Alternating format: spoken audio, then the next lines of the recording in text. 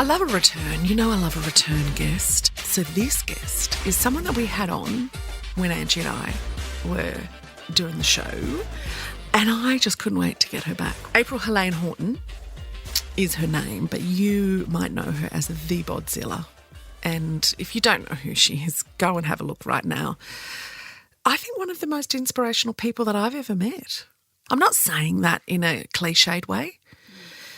Even if she didn't do what she does and who she is, she'd still just be a rock chick who just rocks your world by knowing her.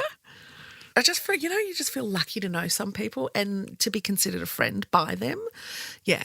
So I couldn't wait to get her back on. And I get the scoop on something that's just launched. So you're hearing about it. If you haven't seen it on and you don't know who she is, and you're hearing about it for the first time through her today right here. So please enjoy Hélène-Horton, AKA The Bodzilla.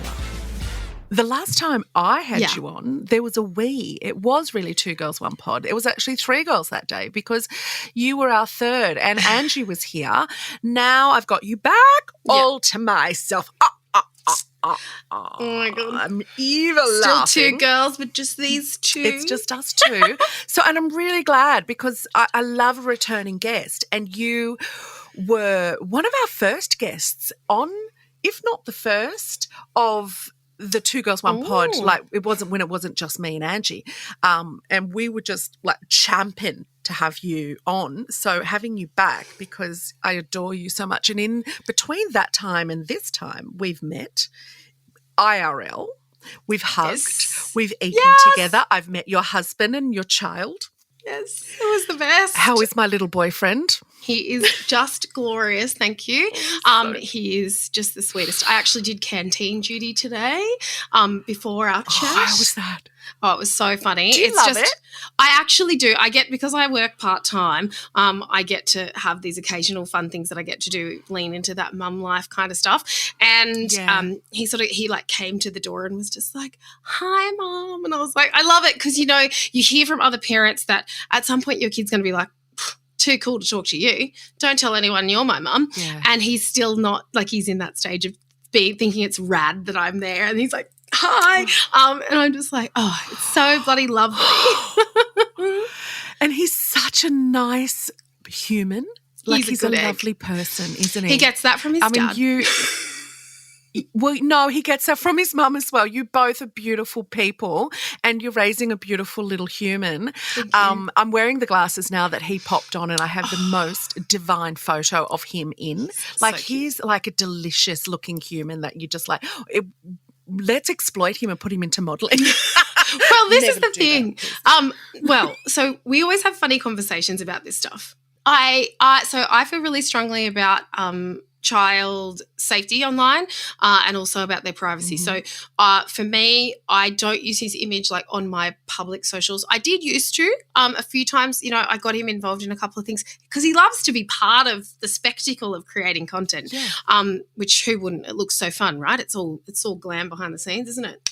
And but also but I'm conscious also of his digital footprint, his privacy, his safety, because although I'm certainly not at the scale of other public figures whose children are in the spotlight, such as he's not Northwest, but I don't want for him to have to be subjected to the internet any sooner than he needs to be.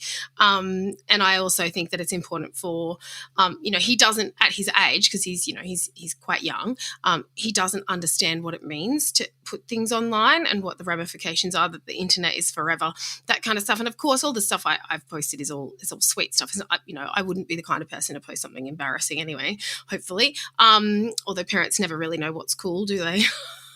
Never. And he would consent to it because it looks like fun, and then could also say, I was a child. I couldn't consent to that. That's right. Later in life. Yeah.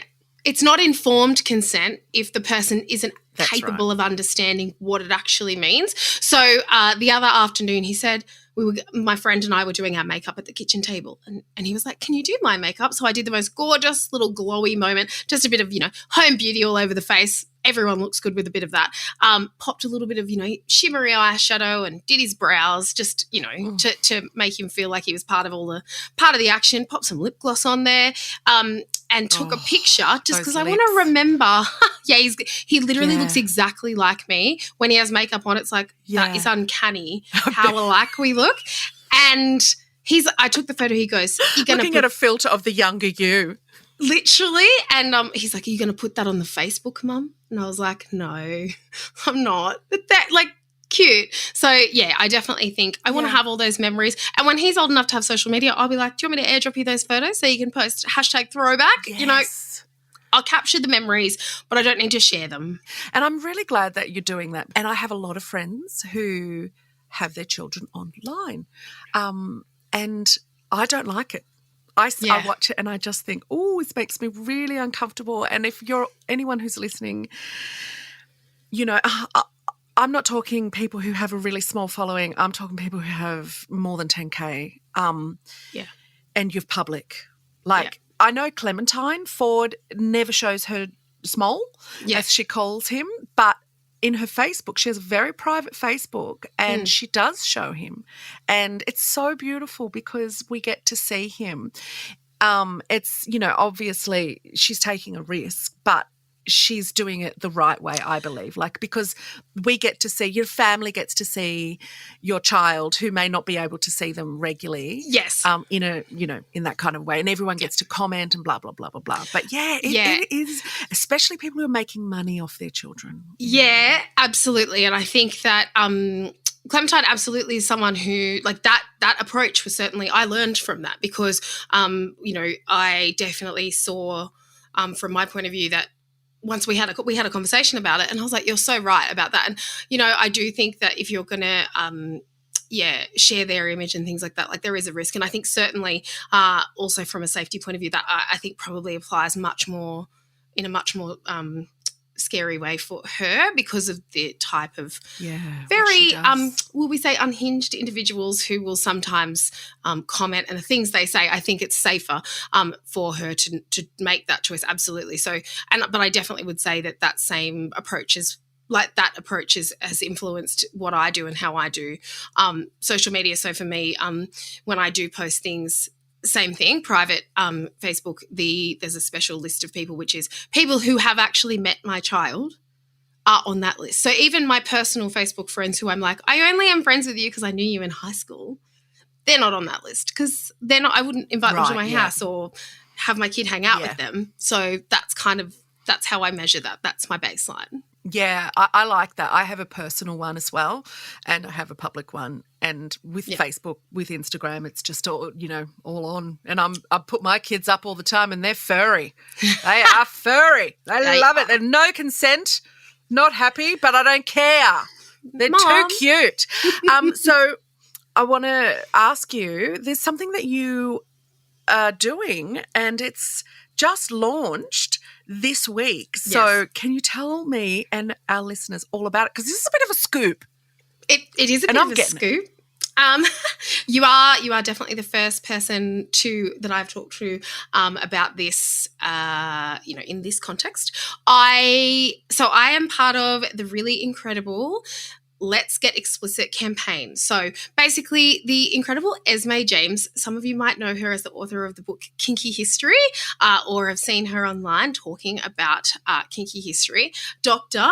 Esme, as she is now, basically encouraged us to be part of it because we want to take back our bodies, take control of our bodies, saying enough is enough and flip the narrative on what's considered explicit because what we've seen is that, over the last few months, especially this conversation around gendered violence continues and people are not talking about it in a way, especially the media, in a way that actually says what's going on. We see over and over again that media publications and people are writing about the issue as if it's somebody's fault, but never the person who perpetrated the crime.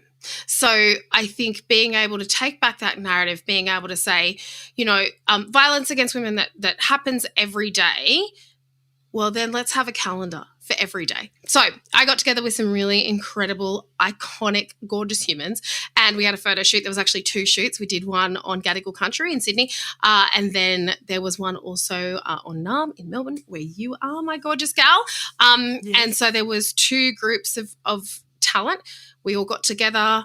We got to pick our own concept of like what we were going to shoot. For lots of us, it was something that meant something to us. So when you see my images, if you're kind of like, what does that mean to you? Oh, well, I will tell you. I really wanted something powerful, something that almost went against what you expect in terms of pushing back against the idea that that victims are the problem, that you should be, as someone who's a survivor of gendered violence, that you should have been smaller, you should have been less, you should have, changed the way that you were rather than the person who perpetrated it not doing what they did. Basically, the idea was that we would get together, create a calendar of important days, but instead of them being the everyday regular days that you mark on the calendar, they're days where we know the data says that gendered violence against women takes place more prolifically. So I think I saw something the other day, someone talking about the fact that on things like grand finals and, sports, days of significance in sport are often days where we see a rise in cases being reported, or, that the data says that there are more instances of violence against women by men on those days. So we are asking everyone to mark their calendar. We've given you a gorgeous calendar. We're going to donate the profits to Give It Domestic and Family Violence Appeal. And they are I am just so excited by the talent and the images. Sasha from Full Bloom Photography it was the most incredible experience too. It was really safe and beautiful. We had the best time running around in our undies, like during the day, kind of, everyone was getting their hair and makeup done. It was just, a very the girls moment, which was so fun. And I think that, we're really lucky to have the opportunity to speak, because I think that over 40 women this year have had their voices taken away from them and their lives. And so if we can turn our expression of ourselves and our bodies into something so powerful, and also change that narrative, then that will be amazing. That would be so amazing. Oh, I can't wait. Can you tell us who else is in it? Ooh, I think I probably can. So a couple of the incredible people that I got to be on the shoot with include the beautiful Antoinette Latouth, who we absolutely adore. Love her. We do. She was one of the incredible talent, and we got to also hang out and chat, which was great fun. Great. Maddie McRae, if you are a follower of hilarious redheads on the internet, then you will know who Maddie McRae is. Maddie's, a comedian, actor, all-round good egg. Love her. Okay, I don't know her. Oh, she's absolutely gorgeous. Who else we got? The incredible Bianca Hunt. If you know Bianca. Bianca. Love. Yes. I've loved her for years. She's gorgeous. Loved her for years. One of the most incredible and intelligent people I have ever met in my life. And I have met a lot of people. Yeah. But I really And you're an intelligent person. So I know when I'm talking to someone who's a switched on girly. Takes one to know one. Yes. And so if you might know Bianca from, she was on I'm a Celeb. Oh, and you know what? It pissed me off. She was the first to go. I was so excited to see her on there, and then to see her talk, and it looks like they just got her to talk a few stories, a few lived experiences, and then they were like, okay, bye. Thanks, person of colour. Thank you, goodbye. I don't know if that's the truth. I don't know, but it really pissed me off that she was the first to go, because she certainly wasn't the one who deserved to go first. Look, I think the reality is, regardless of, I think we all know that television productions are more than just the bits you see on TV, obviously. But I think the reality is, if that's a TV show where people vote, people are going to always vote to keep the people that they like and they resonate with, because they potentially don't want to think about the fact that actually it would be more worthwhile for my life to listen to the stories of, hear the experiences of, and simply promote and be a supporter of a young woman of colour, a young black woman, because they're like, oh, well, I don't – what's that person got to offer? Well, wait and see. Wait and see. That's my advice. Yeah. What you could learn from that person. And also, like, and keeping in mind too that, it's not not wanting to in any way, like, say that we shouldn't be learning from those people, but also that's not just why Bianca's on TV and why Bianca's been given jobs like that.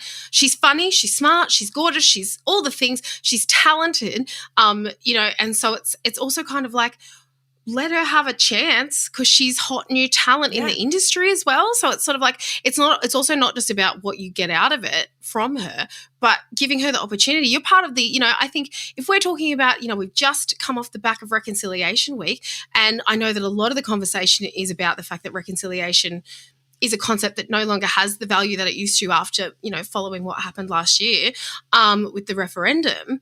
But I think that it's really, then we go, well, what's my personal commitment then? As a person living on this country who is not Aboriginal or Torres Strait Islander and doesn't have that connection and isn't part of that, because country is part of all of the people who are the traditional owners.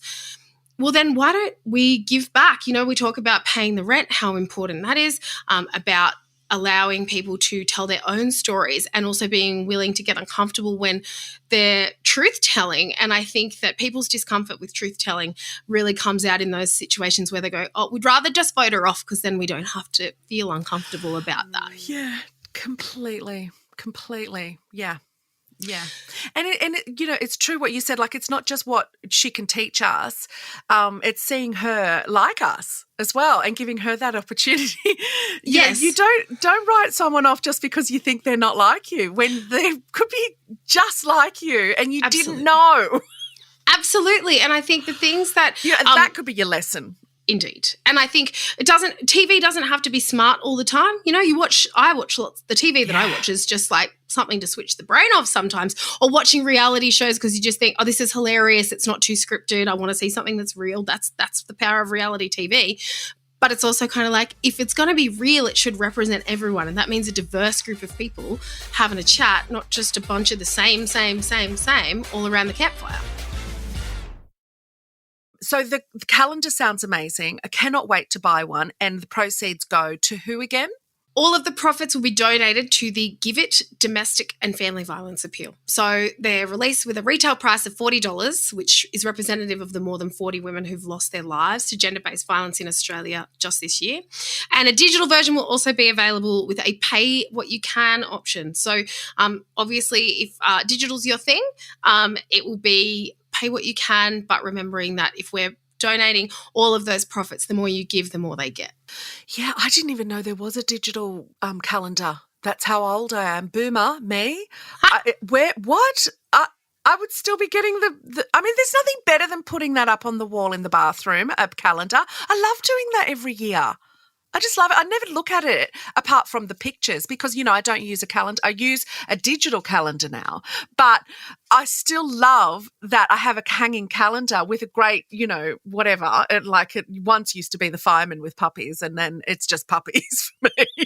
But this is a really great one. This is a really, really good one. So I'm really glad that you made it.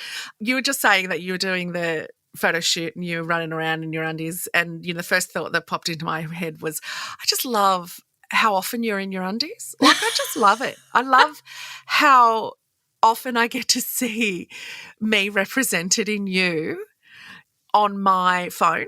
It makes my heart swell because, once upon a time we never saw ourselves as beautiful. We saw ourselves as the butt of jokes only. Yeah. And it is just so beautiful because I have completely redone my algorithm. So I only follow inspiring people.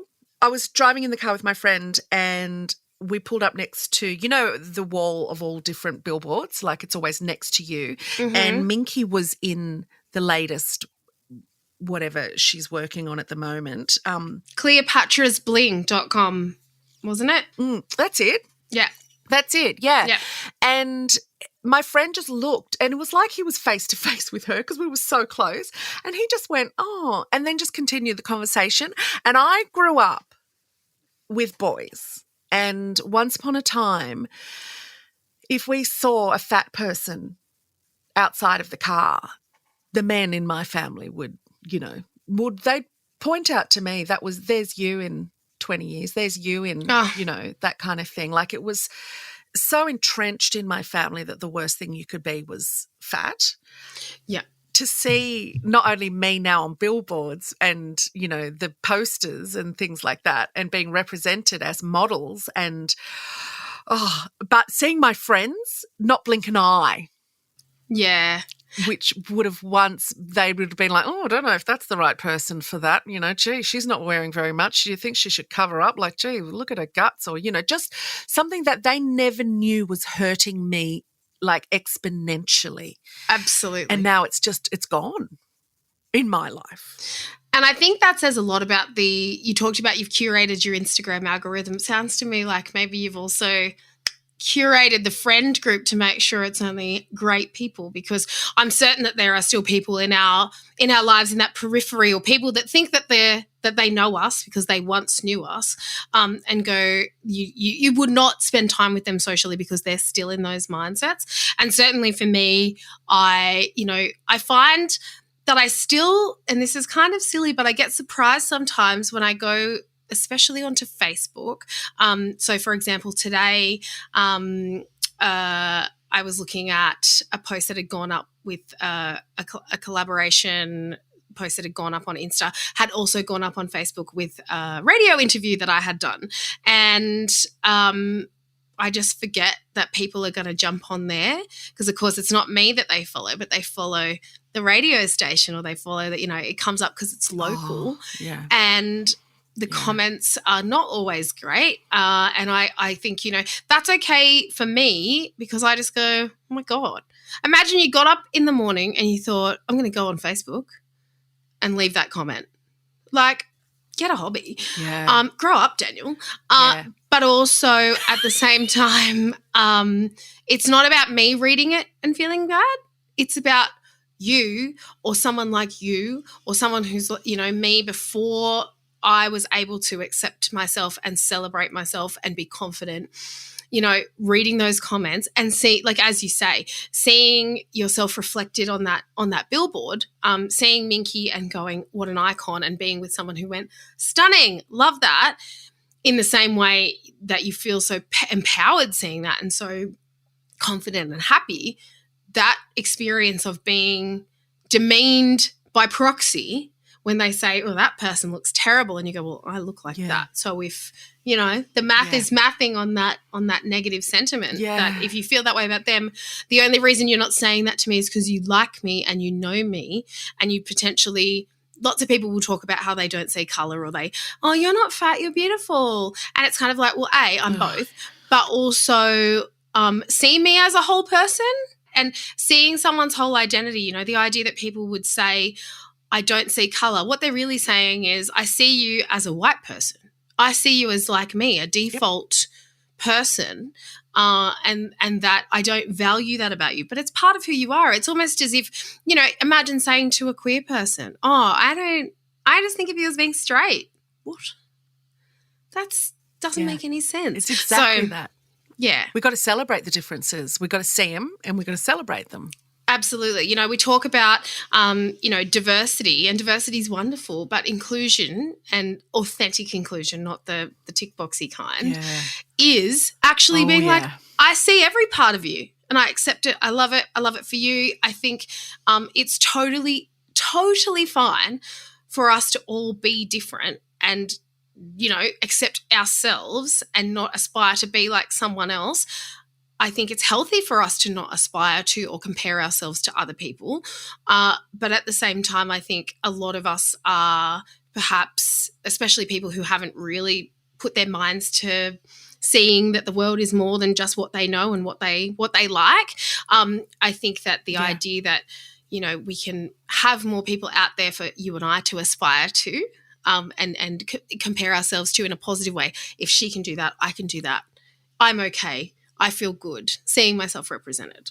Yes. And knowing that we're those women as well. Like, yes, not only for each other, but for, how beautiful, April, is it when you get those DMs. Oh, there's actually nothing better. In terms of you spend this much time on the internet, you get to go to cool stuff. Sometimes brands want to send you cool stuff or pay you to talk about something that you love from their brand. That's fantastic. And I'm so, so thankful that I get to do that because it brings me so much joy. But nothing compares to someone sending me a message that says, I bought a swimsuit today because I saw you wearing a swimsuit and I thought, she looks fine, she looks great, she looks whatever, compliment. And I can be that person too who goes to the beach and is happy and not having a terrible time because I'm wearing a T-shirt over my cozies and it's all a mess and whatever. And whether that's, that's one example, especially from, when I did the really cool campaign that I did with Curvy Swimwear where I got to be on a billboard and people were like, I was overwhelmingly, I received way more positive messages. Of course I got some foul comments and I get those. They happen quite regularly. And I honestly go, I'm actually not bothered by that. Because for every one person leaving a crappy comment calling me some kind of name, I get 10, 20 messages from people who go, I wore shorts today because it's hot and I thought I can wear shorts because I've seen someone else doing it and I feel safer doing that. And I'm like, well, then you can take your trolley comment and stick it where it fits because I'm doing what I came to do, which is help people. Even if it's just one person and it's so many more, but you're just happy with just one change of someone's heart and the way they see themselves. And to me, it brings tears to my eyes. I see these messages and, I'll just be doing a story where like you were doing something on Instagram the other day and you flirted with yourself. I flirt with myself all the time on Instagram in my stories. And sometimes if I catch something, and I'm like, no, I say it now. No, no, not going there, not doing that. Like, I'm beautiful. And I know I am. And I'm really f***ing in love with how great I am. And I'll always, without a doubt, have at least one, I get few, but I get at least one saying, oh, God, you've just made me feel like that's how I want to be and I can be, or I've become like you now. Like, it's so okay to be in love with yourself and see yourself as something that's wonderful. Or I'll get someone that'll say, I've had the shittiest day today and you bring me joy. You just bring me joy. And what else are you here for? Obviously so many things that you're here for, but April, you bring me joy. You're such a beautiful heart. Like, I love that you're just radiating love and, can I say positivity? Like, yeah, of course. The whole body positivity, neutrality, like, but to me, you're positive about, who we are as humans and that everyone is important. And I can't thank you enough for existing. Oh, you're going to make me cry. But I was actually going to say, I love that you're one of those people you send me messages like that. Like, you talk about people sending you a message and going, oh my gosh, like, thank you for posting this, or like, this has really made my day after having a really shitty day or whatever. And you send me those messages and I'm so grateful that we got to connect and that I get to see Me you. too. We get to see each other shine. It's really special. And I think I'm so emotional. Oh my God. I feel like I said this to my friend Lucy Neville. She's so beautiful. I said, how good is it to just tell people how great they are? How great you think they are. And she's like, it's the best. Yeah, how good is it? It's just you talk about what are we here for? And I know like times are heavy. It's a struggle sometimes to get through the day because it can be overwhelming when you think about the fact that there are a horrifyingly large amount of people who do not get to have the experience that we've just talked about, because both from a broad reaching kind of global in that way, but also because they're not where we are. Like it can be so granular around people's attitude and the people that they've got around them. And it can also be that on a worldwide level, not everyone gets to have that experience because there's just a lot going on. And I think that while I suppose I feel really strongly about the idea of two things being important and existing at once, and that, regardless of the fact that while we can hold space for that, whatever that might be, the difficult realities of life, you go online and you think, my God, I'm so lucky that I am who I am. And that, it's almost like being able to balance that thing of going, I'm so lucky, I'm so thankful, I'm so fortunate, I'm so whatever, being able to realize whether it's privilege or it's just pure luck that you are where you are, and not somewhere else. I think also being able to know that body image and your existence and your feelings about yourself, the way that they change it's so important, and it's so valuable to be able to be someone who can get up in the morning and, like you say, sometimes have a thought and go, no, I'm not doing that. And I think that those two things are actually quite closely tied together, because I think that our ability to be accepting of ourselves and our ability to perhaps step out confidently in the world actually empowers us to do something, take action, be part of a change, for a cause that's meaningful to us, because we're not held back by the fear of being judged because of how we look. So, for example, people who, from my point of view, while, the last few months we've seen lots of people out on the streets taking action and wanting to speak out about things that are important to them, I think that it's really important that those people feel safe and confident to do that, and then they're not held back by thinking, but I can't because I don't want anyone to see me or that kind of stuff. Because the reality is I've had I've had people in my DM saying wonderful things. I sometimes have those same people saying, I had a terrible experience today. This awful thing happened to me and now I'm afraid to leave my house because I walked out the front and one of those cars full of dudes yelling out insults to me about my body, it just sent me straight back to where I was before I started trying to, unlearn that negative stuff about myself. It set me back. And I literally haven't left the house for 2 days because of it. And I think, well, we need to be able to push forward these important things that might seem unimportant compared to bigger world issues, but actually they go together. I think that you definitely have,